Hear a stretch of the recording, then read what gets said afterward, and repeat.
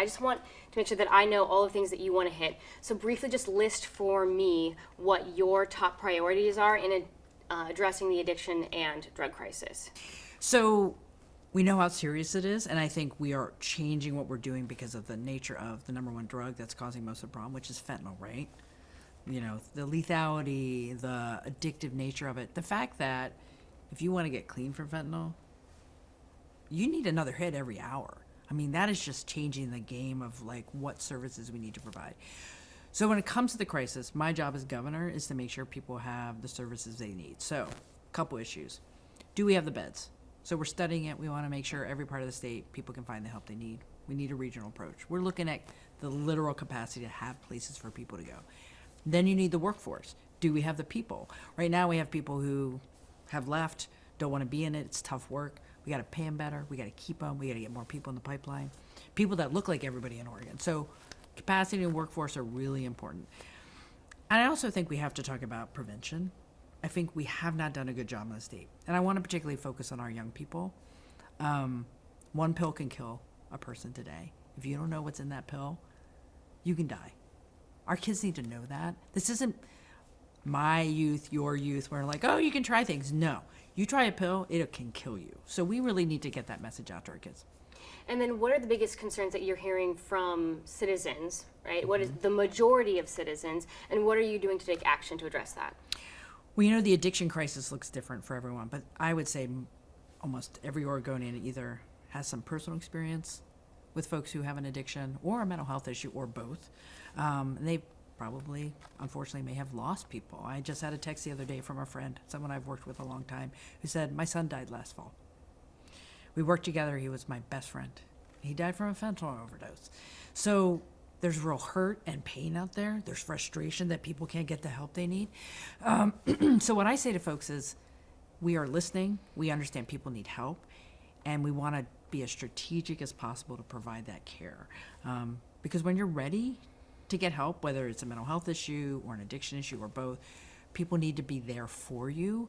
And we know we have a lot of need and not the systems that should be in place to help people. And that's frustrating. It's not the state I want to live in. And, you know, public consumption of drugs has become a major issue for citizens. You've been pretty open about wanting to ban that. Lawmakers have already proposed a bill that would give police a tool to intervene and stop when they see it. If something like that made it to your desk, would you sign it? Why not? I think it's really important to say to folks, and a good message to our young people, that we don't want to see public use on our streets. We don't want you drinking on our streets, smoking marijuana, and we don't want you doing other serious drugs, right? So I want legislators to make the changes we need to keep that from happening. Legislators have to bring more tools to the fight. They need more tools for law enforcement to enforce going after dealers. We need to make sure it's clear we don't want folks, you know, shooting up on the streets. And we have to make sure people have what they need to get the services. In terms of what I will sign or not sign, the legislation right now, what is this, the end of the second week of session, third week into session. This bill is probably going to go to the very end of session. It's very complex. So I want to hopefully see a comprehensive approach to a very complex problem. So we'll see what they send to my desk. So some proposals that are out there, you know, some amendments are suggesting that they want to have something to, if somebody's caught with a user amount of drugs, give them the option to go into treatment to avoid punishment. So if something like that were to pass, how would the state make sure that those people do really have the option for treatment if we don't even have enough treatment for people who want it right now? So the really important question here, if we go back to when voters approved Measure 110, people think this is a public health issue. They thought it was the right thing to do. We weren't set up for it, right? And we haven't been successful. So whatever changes the legislature make sure we have the timing right, make sure we have the resources. So when it comes to what they're talking about, what I call pre-booking diversion. Before you go to jail, you'd have a diversion path. Is law enforcement ready for that? Are the courts ready for that? Are the service providers ready? I'd like to say today I know all the answers to those questions. I don't. But what I've said to legislators are, let's be ready. If you're going to do this, make sure we have the services in place. So that's what I'm working on our end, because that's what the state's role is. And speaking of the courts, you know, what is your thoughts on some of what the judges' concerns are that they brought up with some of the lawmakers about their inability to even have the resources for the diversion and deflection programs that lawmakers have proposed? I'm glad that the Chief Justice and the judicial system are raising the questions. you want to get it right. There's been a lot of work before session to have these conversations, but think about it. It's like, this is a very interrelated issue. It's law enforcement, it's courts, it's substance providers, substance abuse, treatment providers. It's housing providers. It's like, you're living on not everyone is out. Not everyone is out living on the streets. But if you are, you're unsheltered and you want to get clean, you need housing. So all of these things have to work together. Those are the questions I'm asking right now of legislators. Don't do something that won't work. We have to have this work. And so are there other things that you think that the state should be doing to encourage people into treatment? We often talk about the Portugal model, but even Portugal has, the ability to threaten community service or taking away professional licenses. Is that something that Oregon should pursue? I think folks who are in addiction, there are different things that help them get into recovery. And I just want to make sure whatever we do, it is evidence-based. We don't want to be reactive and say, well, we just need to put people back in jail. What I think is there have to be consequences when you're using. There are consequences right now. If you're in addiction, you know that your life is not great, but you can't get out of it. So we want to make sure that when someone has the moment of clarity, that they have the services they need. That's I think our biggest challenge right now. And so that's what we're focusing on. And speaking of services, people who support Measure 110 are really concerned that some of these amendments might divert dollars away from expanding access to treatment and then that money going back into the criminal justice system or jail. So if any amendments were to pass, would you be able to ensure that all of the money, that cannabis revenue, does still go to expanding addiction treatment? Fortunately, I'm not hearing a lot of interest in taking the money away from the community-led groups who are doing really good work. So I'm glad to hear that, because I've been very clear. We need the money in the system. That money from marijuana revenue has been transformative. The groups that are working with people in addiction, the peer support people are getting, the housing supports they're getting, we hadn't been able to do that before. It's a good use of the marijuana revenue. So I would say to anyone who wants to play with the money, don't touch the money. Let's talk about what we can do better on the front end, because I think that's where the concerns are. And some of the prevention things that you've been talking about, some experts are saying that the fentanyl problem is a supply issue, not just a demand issue. So, at the state level, what are you doing to squeeze the supply? Well, I think it's unusual that a governor, with the interest of the mayor, has brought in state police to work with Portland police to try to get dealers off the street and try to handle it at the street level. We've been talking with our federal partners. This is a federal, state, local issue. We want to say to the folks who want to sell, we want to make it really uncomfortable for you to sell in Portland and to sell in the state of Oregon. We don't want you here. Get out of our state, and we're going to make it as hard as possible for you to be here. But it is difficult, right? It's going to take some time. This is an international effort to bring a drug into our country. So we're working hard. I think the state police has been a great partner with the city to do better work in the downtown core, and I think we're seeing results for that. Any more plans to use those troopers further in downtown? So one of the police officers told me when I was out watching them catch drug dealers, was saying that it's been super helpful to have extra bodies, because again, so they only have 750 of them, but they did say that you really got to know the area. You need to have that institutional knowledge of what's going on downtown, and so it's hard when people just kind of drop in and then leave and then new people come. Would you consider having people from OSP actually stay here for a while to really help beef up what PPB is doing? Well, we'll have to look at it. We have to manage our resources, because state police serves the entire state.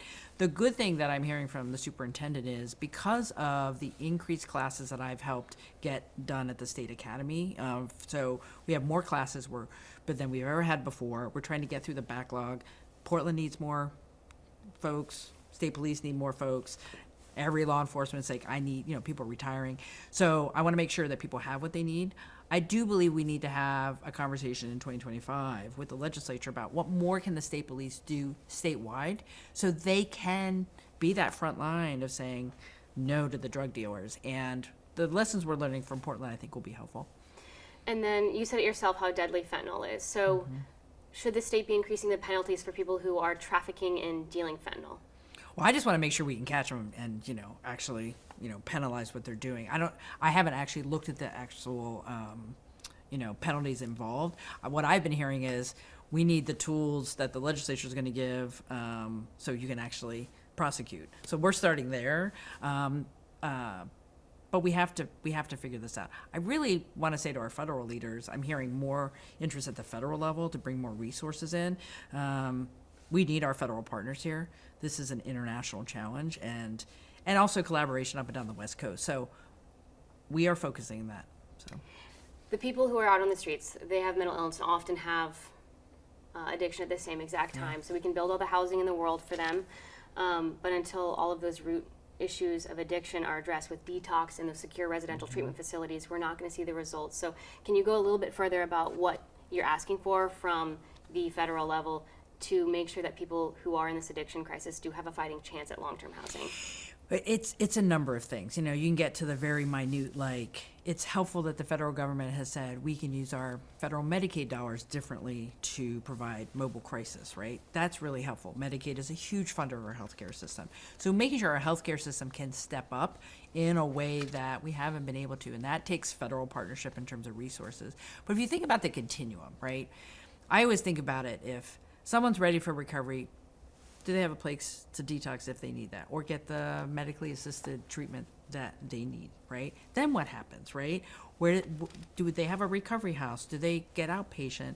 How, if it's a job issue, how do you get, so you need the whole spectrum of support. That's why the Measure 110 dollars have been particularly helpful, because they've kind of been filling in the gaps of the healthcare system that we haven't been doing. So I'm glad that I'm not hearing people want to take that money, because it's been a really additional source of new ideas that we didn't have before. And I just want people to know that we have to look at the entire continuum, and we will over the next, honestly, it's going to take some time, 3 to 5 years. We got to fill in those gaps, and that's what we're focusing on. And one of the biggest gaps right now that healthcare organizations and homeless organizations have found through their research on healthcare is that they really have called for an immediate addition of upwards of 250 psychiatric beds. Yeah. Are you doing anything to make that a reality? We have to make sure that when someone in a mental health crisis in particular needs acute care beds in a hospital, we have to have them. We are short. It's also the most expensive end of the spectrum, right? So ideally, someone is in there for a very short amount of time, and then there's a step-down facility. So you have to focus on the beds in the hospitals, and we need our hospital partners to step up to help us do that, and have those step-down facilities. So I think the key is you can't focus on just one part. If we just put all our money into psych beds at hospitals, then we'd be like, now what, right? So we have to do a little bit on each part of the system to make sure it's working for folks. And then, you have the 90-day fentanyl emergency. So walk people through. What is the 90 days doing, and what's going to happen when that's up? Great. So we had the Central City Task Force, 4 months of really hard work. It's like, what are those key action items? People said the city, the county, and state have to work together on this fentanyl crisis. So we declared, the 3 governments, a state of emergency in January. And we said for 90 days, we're going to bring everybody, we're pulling people off jobs right now and say, we want you all in a room, tell us what you're doing, who's doing what's not getting done, do you need more resources? They've been working hard. I mean, picture this, a room of people drinking really bad coffee, talking about, okay, we got to do this differently. So we will see a plan from these professionals here in another week that said, here are the things we want to count, here's how we're going to target resources, here's what we might need differently. At the end of 90 days, the goal is there an infrastructure in place? Do we have a better coordinated system that we can make more progress? Because I don't think anyone believes 90 days is going to solve the problem. But we can do our job better in 90 days than we are on a pathway to better progress. And then there's been, some people who work out in the East County area in Multnomah County, and they were upset that East Multnomah County wasn't included as a part of the emergency. Do you want to address those concerns from them? Yes. So the Central City Task Force, we're focusing on the Central City first. But the goal is to learn something from that, come up with some different ways of doing business that can then affect and improve things across the county. The county's emergency order is countywide. So my expectation is we learn some things and we take it to other parts of the county and frankly other parts of the state. But right now we're focusing on the Central City because if you can have that geographic kind of concentration, I think you can see if things work. In our reporting, when we're talking about addiction and homelessness, from local governments, cities and counties, we're seeing that they're not on the same page. That's leading to delays. It's leading to an unclear course of action, and taxpayers aren't seeing results, those tangible results. So have you considered appointing a czar at the state level to really make sure that everyone is being consistent? I'm going to do whatever it takes to make progress. It's unacceptable when you have this kind of, who did this, who's doing what. We don't have time for that. So again, the 90-day fentanyl emergency is like, you're all doing work. We get that. Can we do it better? Do you all know what each person's doing? Can we map it? Taxpayers don't want to be told that people aren't working well together. My job as governor is to make sure people are working well together, and I'm going to bring whatever resource I can to the problem to try to make progress. And I want to praise the mayor and the chair for being strong partners. They got tough jobs. We all have tough jobs. I don't care. We all have to work together. Yeah, and this is somewhat related to just long-term down the line issue. Yeah. Involuntary civil commitment is something that I've reported on, extensively. We know at this point the threshold is so high in our state that you have to be about to kill yourself or somebody else before you can get help. 99% of the people who are in the state hospital are there for criminal matters. So the cart can't come before the horse. That is very clear. We cannot change anything until there's treatment and the workforce behind it. But down the line, when we do build that up, do you have an appetite to address involuntary civil commitment in the state? I do, and I really appreciate the coverage you're bringing to it. I do think this is something we have to take up in 2025. I think you know that the First Lady is a social worker who's been in the field, who has watched people who are suffering, who need to have an opportunity to get into treatment for whatever they need, particularly serious mental illness, and the bar is just so high. And we have to do it carefully, but I think we have to provide some different tools to get people help, and the services have to be there. You're absolutely right. I don't want to make some changes in 2025 and then be like, okay, there's nowhere for people to go. That would be criminal, right? So we're going to focus on capacity, and by 2025, I think we have to have the legal conversation of, do we need some different tools? And then, progress doesn't happen in a vacuum. It definitely requires a coordination and collaboration. So what do you wish that the local and regional leaders were doing to help you help the overall state? I think they're working really hard. I mean, we all need more time in the day. We could always use more resources. My bottom line is, ask hard questions. Is every dollar you're spending getting an outcome? My team's probably tired. I'm always like, so tell me what that's doing. Is it doing what we want it to do? I just need everybody to ask that question. And if you don't like the answer, you got to change what you're doing. Anything else that you want to be sure to add, mention, include that I haven't asked you that you think is important to say about this? What I would say is, it does feel like we have a lot coming at us as a state. And we're not alone in this. Major cities have issues. States, we're all dealing with fentanyl. We're all dealing with the blowback from the pandemic. I just want people to know that government leaders actually are hearing you. We want to do things as effectively as possible. And I don't want to see people not have what they need. And that, whether it's addiction, mental health, or housing, I actually think we can solve this. If you look at the emergency order I did on homelessness, in the first year, we said we need some specific goals with the money we're putting out there, and communities have stepped up. We exceeded our numbers in the emergency order in the first year. Now, we had to re-up the emergency order because we still have a crisis in unsheltered homelessness. But I can tell you, when people have a goal and you give them money, they can move mountains, right? So I want people to be hopeful that I do think we can solve some of this, and people just have to stick with it.